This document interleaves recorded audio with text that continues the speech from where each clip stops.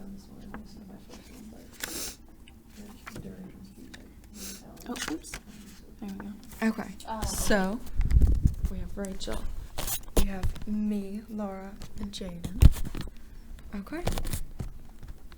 Alrighty, so I picked the topic that I have today because one of my tasks was to tell you guys about something that was relevant to all of us, including our viewers. And here in our area, Mac is the prevalent college that everyone goes to. When you start college here, you dream about what it's going to be like at graduation.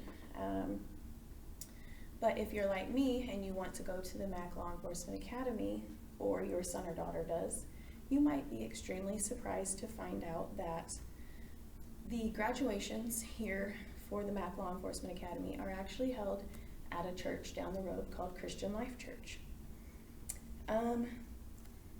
Even more interesting, this church was founded by Robin E. Fulton and Clarence Udell Proffer in 1991, according to the sos.mo.gov website. So here's this, showing these are their incorporation papers.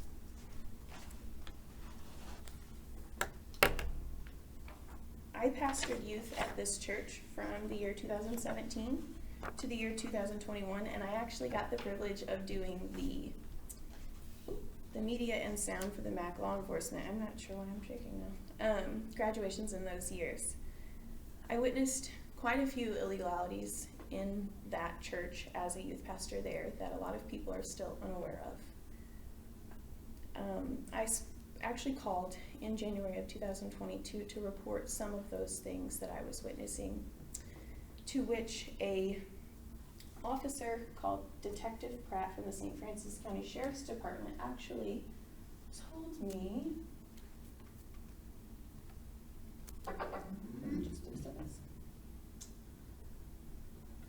Sorry about this, I should have had this done. He actually told me some very shocking things that I ended up having to switch my major from education to law enforcement on. All right. Oh, it's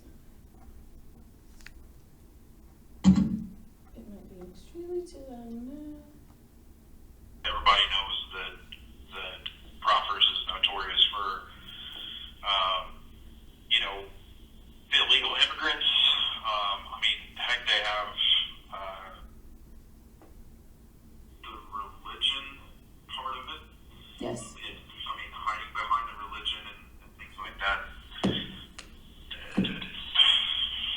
That complicates things. Everybody that is associated with law enforcement knows that Proffers is notorious for running trucks with their trucks. So what do we do, sir?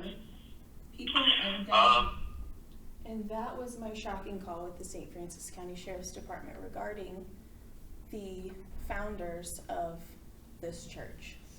And as you all can kind of tell, that's why this is so shocking to me. The only graduation that they have at this church is the Mac Law Enforcement graduations. Mac's organizational priorities on the website state that it is known for integrity and that all students and employees are respected and safe within the college's learning and working environments. That would also include your graduational environments at this college. And having them at a religious organization actually creates not only personal, but also some legal issues. We carry on. The church appears to be running under an unregistered business name. The IRS.gov actually states that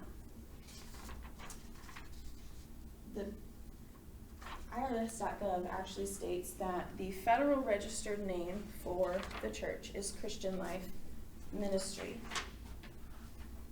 Now in the state of Missouri, it is a misdemeanor to do business as any other name than the one you've registered with the state and the federal government. The church actually goes by Christian Life Church, which is not registered at all with the state or the federal government. Here is their state incorporations. It's Christian Life Ministries. Neither of those are Christian Life Church. And again, this is extremely surprising, being that this is where we chose to have our MAC graduations. So, with that being said, it also creates some legal issues. The ucc.org website defines this use of tax-exempt venues, if there is any money being given for this, as unrelated business income tax, and could also mean fines and back taxes owed later. The Reviser Missouri government website for Missouri statutes on laws specifically says that if any part of a nonprofit property is used for non-charitable purposes, the whole organization is taxable, meaning huge tax penalties and possible later criminal charges.